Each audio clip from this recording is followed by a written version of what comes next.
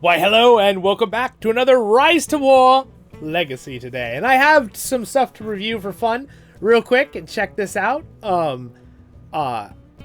There's a hint that they are finally going to do something that we've all been asking for forever. All right, so let me just let's let him say it real quick here from one of their devs, real quick. The next new commander will be someone who's frequently mentioned in the community. A well-known evil commander is on their way. We have more new content. Oh, all right. So I believe probably we're talking about the Balrog finally, which will be really cool because we've had the freaking Fire Lash for I don't even know how long, right? It's been super cool. So they've been doing some really awesome, there's been some really cool updates. In fact, I probably will do another video on showing you guys once I'm in my season soon, at the time I'm recording this, a video I want to talk about again when it comes to, what is it? They did some cool updates finally with like certain things in game that are really awesome, including the thing I've been talking about forever where they I wanted the help button for the game when you help your fellowship to pop out on top of the main menu, not have to go in and then go into help. They did it, you guys. They finally listened to me. I've been saying it since season 1. So excited. So that's kind of cool. And also there's something else cool in this video. So, we'll keep playing it real quick here. So let's watch a little bit of it together. Again, I'm your hosting guide, Zollin, Ironshield, as always. So this is kind of my reaction video to their video here that they've made. So let's check it out. Content cooking and ready for testing and adjusting. So stay tuned for new content coming later this year.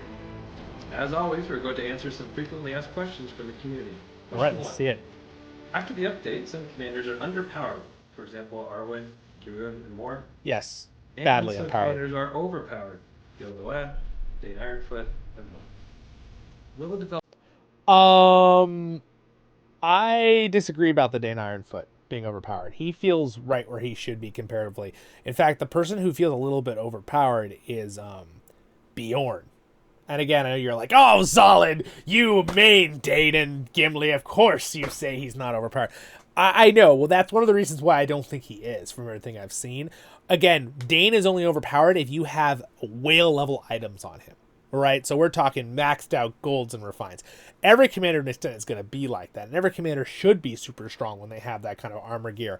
But I completely agree with Arwen and Kurin and the other healers. They're awful! So I really do think the devs... I agree with the devs. They gotta look at buffing healing. I really don't think they should be nerfing the damage dealing commanders. They feel fine where they're at, and some of the commanders like Gilgalad that buffs units does seem a little strong, but I really don't feel like Gilgalad's super overpowered. You have to have the perfect setup of commanders and gear and units, and then he's really, really strong. And then maybe he would feel overpowered to most people fighting him, but again, we're talking ideal circumstances here, right?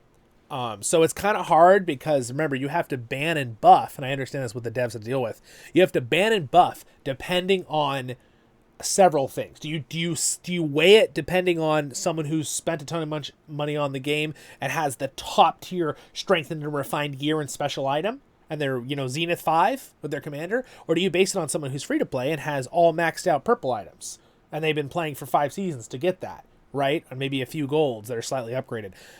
That makes a big difference between commanders. So if you nerf them really hard, you're going to really hurt someone in the lower levels, where it might nerf the higher level. And if you buff them too hard to help the lower levels, it's going to make the top level really, really strong. So that's why I do not think Dane is overpowered at all. So hopefully they don't mess with that too much, because Dane feels right where damage dealers should be. He's right up there with Bjorn. I've seen Bard do some serious good damage too up there. Things like that. There should be 1 or 2 commanders that just excel at things, right? Like Arwen should excel at healing. Her whole build is healing. She should be able to heal 40,000 by herself. That's just my feel, okay? She can't. She can do like 10 on a good day. 10 or 12. And it's like... I mean, Awen has 1 healing ability, and she can heal for like 9,000, usually, in a fight. And it's just like, without good items even. So, it's hard. Again, I don't think they need to worry as much on the end of people that are overpowered, because in 2.0, it really got rid of the super overpowered commanders. Like, I've noticed that. But what it really did was it pushed a ton of the commanders down really hard. from what I've seen with PvP. It just crushed commanders. So in 1.0, before they did the huge update, there were some commanders that were they were beyond OP. They were just insanely overpowered, and you couldn't even manage to deal with them ever. Like Sudan, right? She was so dumb for like 7 seasons, and she never got nerfed, and it was really hard because they were worried if they nerfed her too much, it would ruin her character.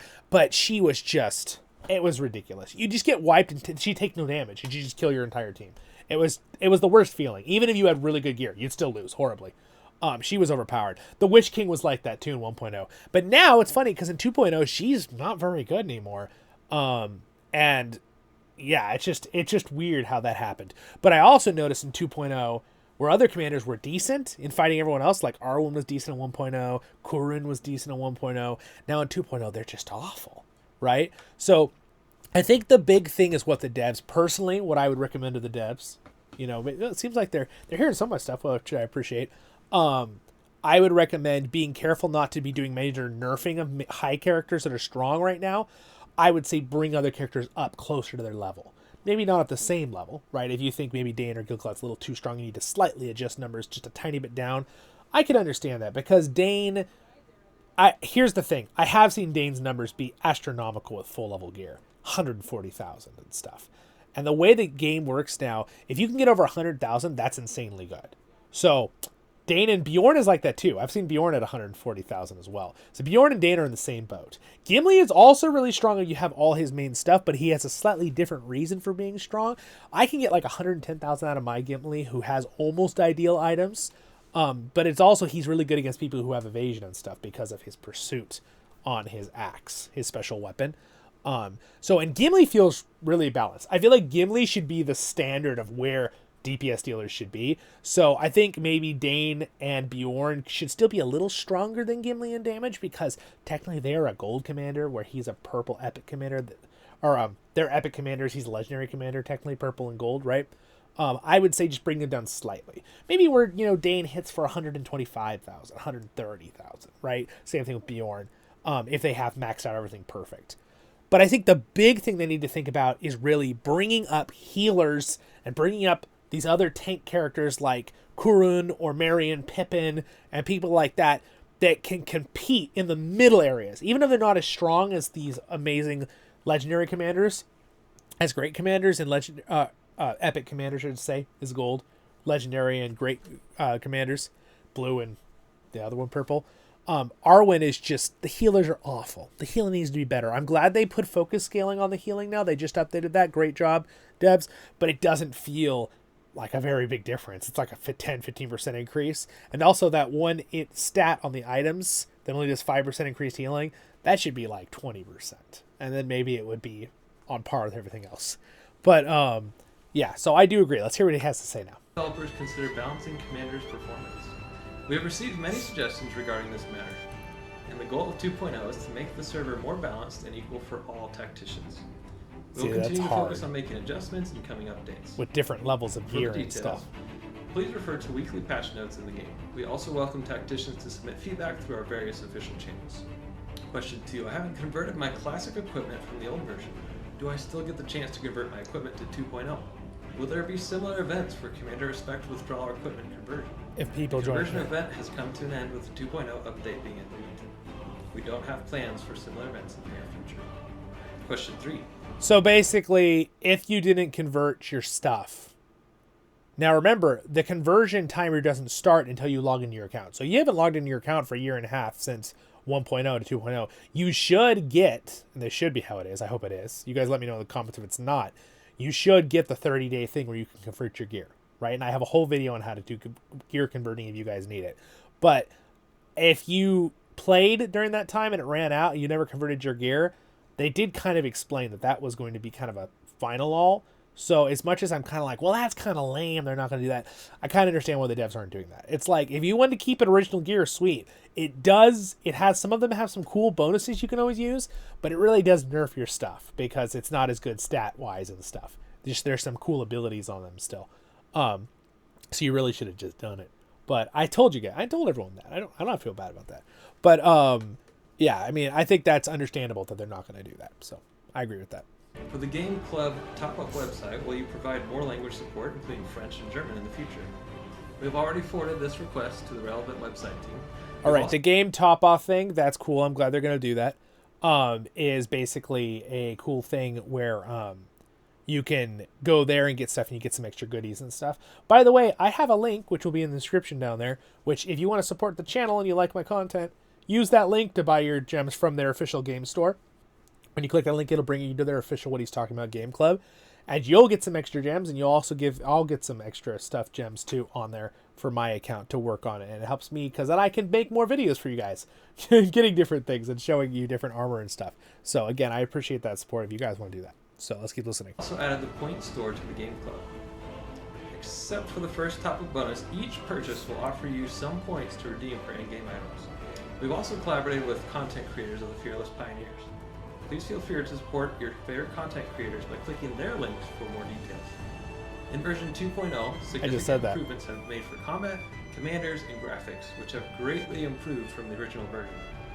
These updates and optimizations enrich the game with diversified strategic gameplay, offering an immersive gaming experience. Okay, so the graphics are definitely better. Now, I love the field graphics, and I actually think the commanders themselves graphics are better. One thing he doesn't mention that I'd like to point out, if the devs do hear this, which would be awesome, is that I really think you guys should add back the animations for the commanders when you click on them. Okay? And what I'm talking about is, if you guys remember, with Legolas, when you clicked on Legolas, he'd like jump in, psh, psh, shoot arrows, and like, Thorin would fight the troll and flip around and like stab it and then walk down. All those cool animations, they removed all of those, right? Some of them are still there. I noticed they left the ones that the characters are in position, like they're just in one spot. So like Gilgalad still has his cool animation and stuff, but he never moved from his spot. I really don't see why it was necessary to remove the ones that had the cool animations that went all over the place. That was really neat. I think they need to bring that back. If you're going to add the brand new graphics, don't take away something that was cool about the game. Okay, those were really cool animations, and I'm kind of sad we don't have those anymore. We still have the ones of like Sauron and stuff, but a lot of the characters that I really enjoyed, like again, Gimli, all he does now, he goes, huh, and holds his thing.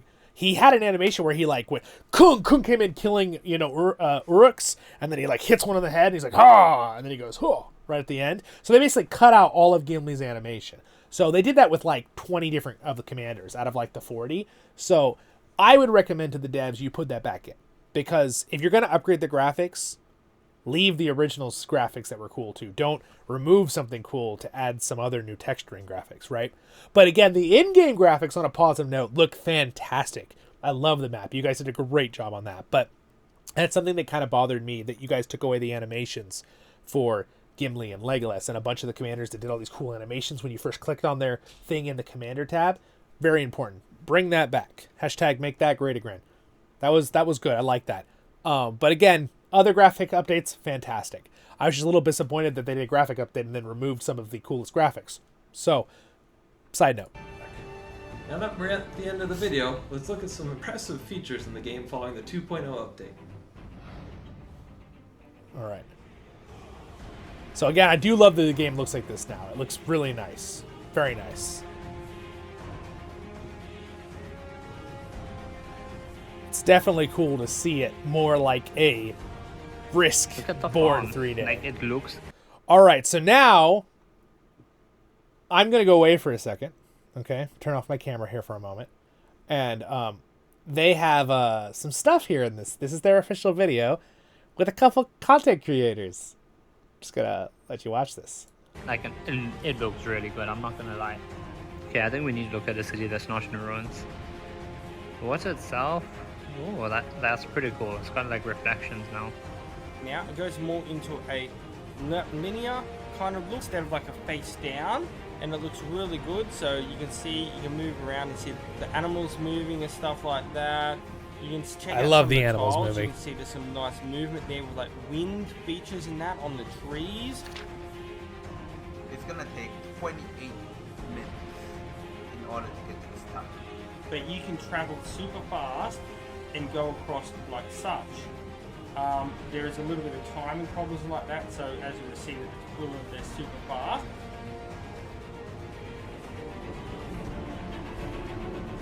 I love how it looks now.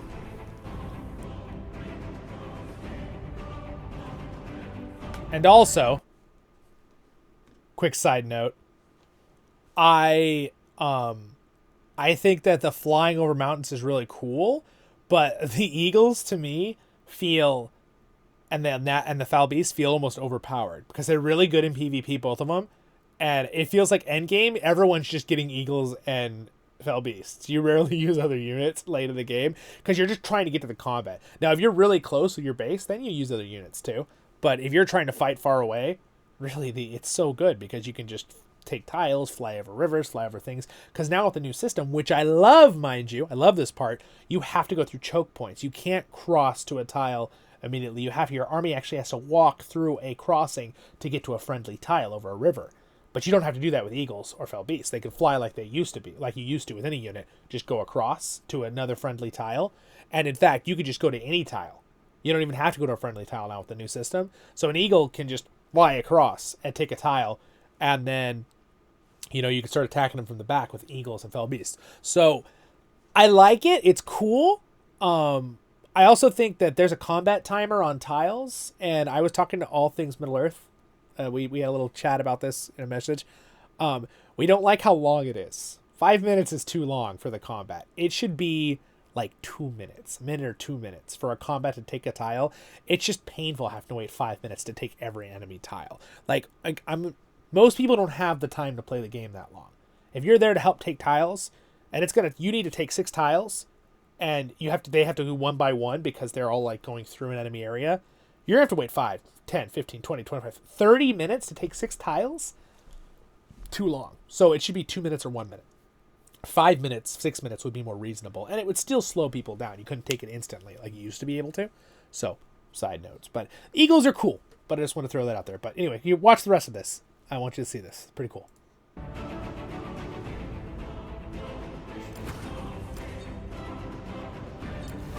I like the formation system myself. Sure, I'm really probably only going to have the resources to make 2 or 3. So I'm pretty sure I'm going to have the Witch Kings group as my evil one if I play evil side. You can...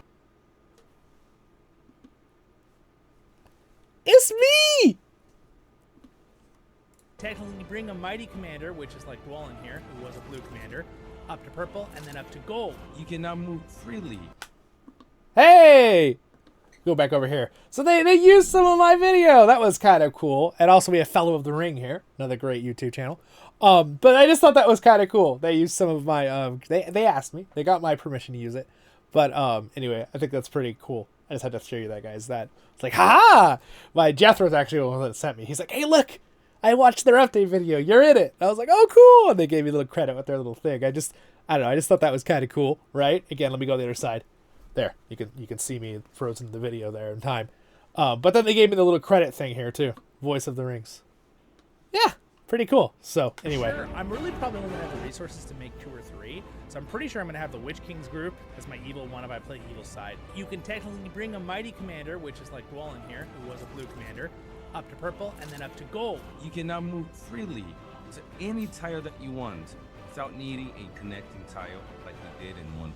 There are limitations though. You cannot cross a river or a pass until you have taken both sides. So anyway, cool. And see, this is one of those cool animations that I actually think they removed this animation. This one's in the game still because he's stationary. He doesn't move.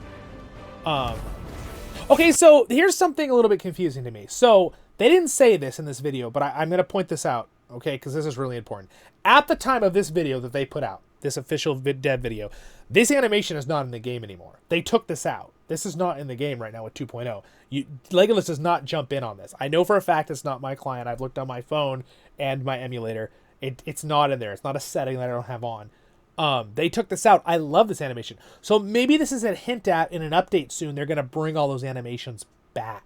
Now that they've slowly implemented all the new graphics and textures on the characters, maybe that's what's going on. Maybe they need more time to animate because there's a lot more going on with these. Because again, Gandalf, when he does his little thing, that's still in the game right now.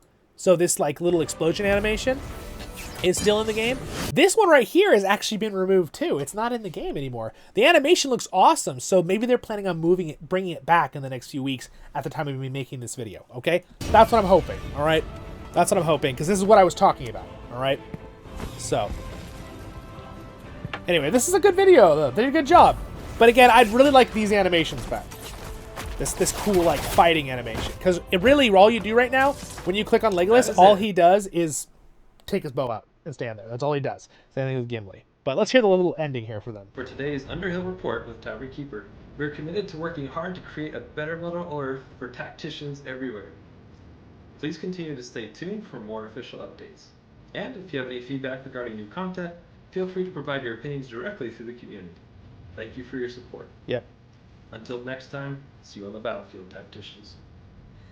So I will say, too, for a phone game, they do an extremely good job of being very a part of the community and listening. And it's really been neat to see a lot of this stuff as a content creator where, again, they've asked me for some stuff, right? And also, like, you know, give me a little link that I can use for you guys, that you guys get some bonuses, and it supports my channel too. Again, they're not sponsoring me. It's just a link you can use that it will give you extra gems, and it'll also give me a couple little gems in the game. Basically, how the affiliation link works. So it's kind of like a bonus for you guys and for me. So that's kind of how that works. But it's really, really cool. I really like this game. I think it's really fun. I'm usually not a huge fan of phone games, but I really like this game because they really seem pretty transparent on their stuff. They did a lot with 2.0 that I was really worried about at first, because I liked the original game. But I think I understand why they did it with the updates. And I think they're trying really hard to bring back in the stuff that we liked before with things like that. Maybe with the animations, and also with, like, updating healers and stuff, making them better again, right? I know I already ranted about this in a previous video, but I was a little disappointed that they nerfed the combo with Ally and Arid Leader with the horses, because I felt like that was exactly where healers should be. If you put that much work into 4 commanders working together with the right items and stuff, they should be able to heal 45,000 for a team when damage dealers consistently do 80 to 100,000, right? In one commander, not all 4. So 4 commanders heal for about 45,000 health, where one damage commander can do 80 to 100,000. I feel like the healing was balanced, but they nerfed it because people were complaining. But it's weird, but I think people are complaining because all the other healers were really bad. So it made them look overpowered. But in reality, if you compare it to damage dealing units and commanders, it's far more than those healing squad was doing, even though their damage output was decent too. But they were better at taking tiles in PvP. They weren't really super great in PvP. They were good at holding things, but they were decent in PvP. They weren't bad. But yeah. So anyway, have a great day in Middle-earth. Thanks to my patrons for their support. Thank you to the devs for continuing to work on the game, and also for featuring me in their little update video. That's pretty cool. Have a great day in Middle-earth, guys. Subscribe button's there. Next up's over there. And over there is a Legendary Server voiceovers Lord of the Rings Online. We do lots of stuff on this channel. So, Lord of the Rings, stay happy. Baruch Kazad Kuzad menu. And again, fun little video they did here with the update. So I'll see you in the next one, my friends. That was my reaction video to the devs video here. See you in the next one.